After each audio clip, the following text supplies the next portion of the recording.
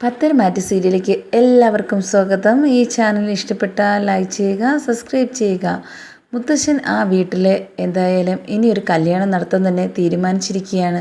എന്നാൽ അനിക്കാണെങ്കിൽ ഒട്ടും ഇഷ്ടമില്ലെന്ന് പറയുകയും എന്നാൽ അവസാന നിമിഷം വരെ എത്തിയിരിക്കുന്നു, മോതിരമാറൽ ചടങ്ങ് വരെ.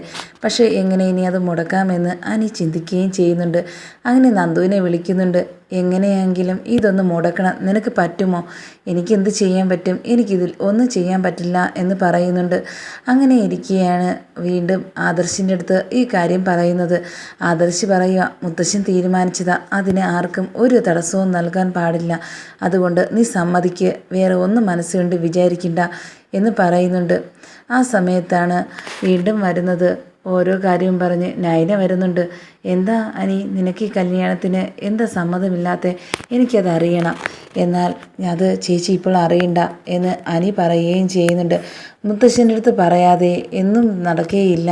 നമുക്കാണെങ്കിൽ നമ്മുടെ കുടുംബത്തിൻ്റെ വിലയായി ഏറ്റവും വലുത്. എന്തായാലും ഒരു MP സ്ഥാനം നീ നേടിയിരിക്കുക.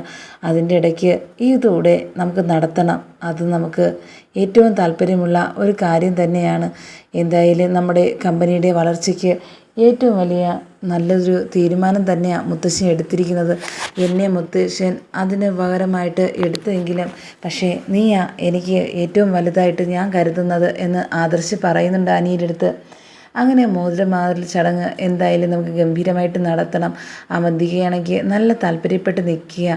എന്തായാലും ആ വീട്ടുകാർക്ക് നമ്മളൊരു തടസ്സം നമ്മൾ നിൽക്കുന്നേ, അതുകൊണ്ട് നമ്മൾ നല്ല രീതിയിൽ നടത്താൻ തന്നെ തീരുമാനിച്ചിരിക്കുക എന്ന് വീണ്ടും അനിയുടെ അടുത്ത് പറയുന്നത് കേട്ട് സങ്കടത്തോടെ ഇരിക്കുകയും ചെയ്യുന്നുണ്ട്.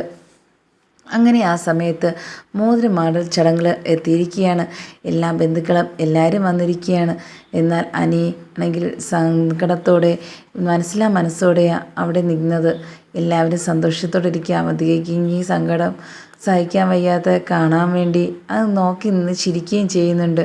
എന്നാൽ മനസ്സിലാണെങ്കിൽ എല്ലാവരും സന്തോഷത്തോടെ കാണിക്കുകയാണെങ്കിലും സങ്കടം മാത്രമേ അനിയുടെ മനസ്സിലുള്ളൂ എന്ന് തിരിച്ചറിഞ്ഞ അവന്തിക വീണ്ടും പറയുന്നുണ്ട്. എനിക്കിപ്പോഴാണ് സന്തോഷമായത്, ഈ ഒരു നിമിഷത്തിന് വേണ്ടിയാണ് ഞാൻ കാത്തിരുന്നത് എന്ന് അനിയുടെ അടുത്ത് പറയുകയും ചെയ്യുന്നുണ്ട്. ആ സമയത്താണ് അവിടേക്ക് നന്ദു വരുന്നത്. നന്ദു വന്നിട്ട് പറയുന്നുണ്ട്, ഈ കല്യാണം ആലോചന ഒരിക്കലും നടക്കാൻ പാടില്ല. എനിക്കൊരു പരാതി കിട്ടിയിട്ടുണ്ട്, എനിക്കതിൽ ആക്ഷൻ എടുത്തേ പറ്റുള്ളൂ എന്ന് പറയുന്നുണ്ട്. അങ്ങനെ നയന പറയുക, എന്താ മോളെ, എന്താ നീ ഇവിടെ നിൽക്കുന്നത്? ഇതെന്തിനാ ഇങ്ങനെ വന്ന് തടസ്സപ്പെടുത്തുന്നതെന്നൊക്കെ ചോദിക്കുന്നുണ്ട്. ഇതെൻ്റെ ഡ്യൂട്ടിയാണ്, ആരും ഇതിന് തടസ്സമൊന്നും പറയണ്ട. ജോലിയുടെ കാര്യത്തിൽ ഞാൻ എന്ത് കർത്തവ്യം ചെയ്യും, അതാ എൻ്റെ ഒരു തീരുമാനം. എന്തായാലും ആ ഒരു തീയതി എനിക്ക് ആർക്കായിരുന്നാലും വാങ്ങിച്ചു കൊടുക്കുകയും ചെയ്യണം. എൻ്റെ കർത്തവ്യത്തിലൂടെ ഞാൻ പോവും. പക്ഷേ ഇതിൽ ഒന്നും എനിക്കില്ല എന്നും പറയുന്നുണ്ട്. അങ്ങനെയാണ് ആ സമയത്ത് അങ്ങനെ ഇരിക്കുകയാണ് അനാമിക വരുന്നത്. അനാമികയും അച്ഛനും വരുന്നുണ്ട്. വന്നിട്ട് ഉടനെ പറയുന്നുണ്ട്, ഇത് ഇവിടുത്തെ ശരിയാണ്. ഒരാൾക്ക് കല്യാണം കഴിഞ്ഞിട്ട് വീണ്ടും എന്തിനാ ഒരാളെ വീണ്ടും ഒരു കയ്യിൽ വീണ്ടും മോതിരം അണിപ്പിക്കുന്നത്? അത് നല്ലൊരു ഏർപ്പാടാണോ നിങ്ങൾക്ക് എന്നൊക്കെ ചോദിക്കുന്നുണ്ട്. ഇതൊരു വിഡ്ഢിയായ ഒരാളുടെ തീരുമാനമായിരിക്കും എന്ന് മുത്തശ്ശനെ ആക്ഷേപിച്ചുകൊണ്ട് പറയുന്നുണ്ട് അനാമികയുടെ അച്ഛൻ. എന്തായാലും ഞാൻ തീരുമാനിച്ചതാ, ഇതിനെ ആര് തീരുമാനം മാറ്റിയാലും ശരി, ഇതിലൊരു പിന്നോട്ടില്ല എന്ന് പറയുന്നുണ്ട് മുത്തശ്ശൻ. അതിന് ഒരു പരാതി വന്നാൽ അന്വേഷിക്കുക എന്നുള്ളത് പോലീസിൻ്റെ കടമയാണ്. അതുകൊണ്ട് എനിക്കിത് അന്വേഷിച്ച് എനിക്കിതിൽ തീരുമാനം എടുത്തേ പറ്റുള്ളൂ എന്ന് നന്ദു പറയുന്നുണ്ട്. അങ്ങനെ ഇത് കേട്ടത് എനിക്ക് സന്തോഷത്തോടെ നിൽക്കുകയാണ്. എന്തായാലും കല്യാണം മുടങ്ങുമല്ലോ എന്നൊരു സന്തോഷം മനസ്സിലുണ്ട്. എന്നാൽ അവന്തിക്കാണെങ്കിൽ സങ്കടത്തോട് നിൽക്കുകയാണ്. ആ സങ്കടം കണ്ട് അവന്തിയുടെ അമ്മ പറയുന്നുണ്ട്, എന്തായാലും ഈ ഒരു ചടങ്ങ് കഴിഞ്ഞിട്ട് മതി, ബാക്കിയെല്ലാം ആര് എന്ത് പരാതി തന്നിരുന്നാലും നമ്മൾ ആർക്കും ഒരു തെറ്റൊന്നും ചെയ്തിട്ടില്ല, പിന്നെ എന്തിനാ? അപ്പോഴത്തേക്കും അനാമിക പറയുന്നുണ്ട്, തെറ്റ് ചെയ്തില്ലേ, എന്നെ കല്യാണം കഴിച്ച ആളാ, ഇപ്പോഴത്തേക്കും വീണ്ടും എന്നെ ഉപേക്ഷിച്ചു എന്ന് പറഞ്ഞാലും എനിക്ക് നഷ്ടപരിഹാരം വരെ എനിക്ക് തരേണ്ടിയിരിക്കുന്നു, അതുപോലും തന്നിട്ടില്ല.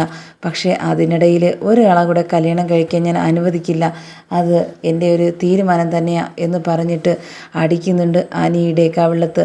ഇത് കണ്ടുകൊണ്ട് മുത്തശ്ശൻ പറയുക, നിനക്കാരാ ഇനി അടിക്കാൻ അധികാരം തന്നിരിക്കുന്നത്? നീ നിൻ്റെ കാര്യം നോക്കി പോയതല്ലേ, പിന്നെ എന്തിനാ വീണ്ടും ഇങ്ങോട്ട് വന്നിരുന്ന് ബഹളം വയ്ക്കുന്നത് എന്ന് മുത്തശ്ശൻ ചോദിക്കുന്നുണ്ട്. നയനയും പറയുന്നുണ്ട്, നീ ആയിട്ട് ഡൈവേഴ്സ് വേണമെന്ന് തീരുമാനിച്ചു പോയതാ. അനിയുടെ ഭാഗത്ത് ഒരു തെറ്റുമില്ലായിരുന്നു.